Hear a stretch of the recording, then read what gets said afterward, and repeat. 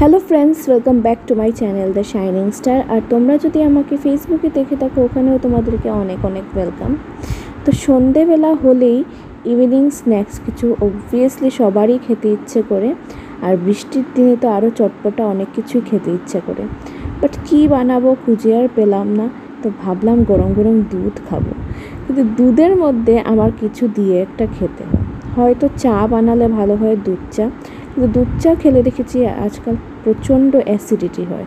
তো ভাবলাম কি চকোস দিয়ে দিই। আর চকোসেরও এখন অনেক ধরনের ভ্যারিয়েশন আছে, তো সব ধরনের দুজনের জন্য আমরা হাজব্যান্ড ওয়াইফের জন্য নিয়ে নিলাম আর ভালো করে ইভিনিং টাইমটা কাটালাম।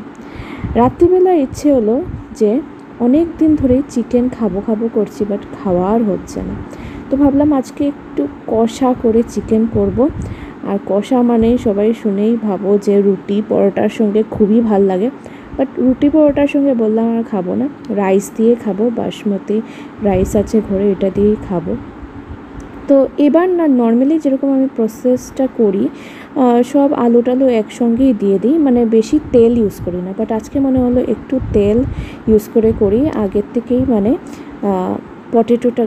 পটেটোকে আমি ভালো করে ভেজে নিলাম। আর তারপরে তো সব মিক্স আপ করেই রেখেছিলাম আর দিলাম। আর একটা জিনিস যেটা অ্যাড করলাম এটার মধ্যে, গরম মশলা তো অবশ্যই লাস্টলি অ্যাড করেছি, আর অ্যাড করেছি গোলমরিচের গুঁড়ো। তো আর সঙ্গে একটা আস্ত গার্লিক। তো এতে কি হয়েছে, অনেকই টেস্টি হয়ে গেছে। তোমাদের কীরকম লাগলো আমাকে জানিও।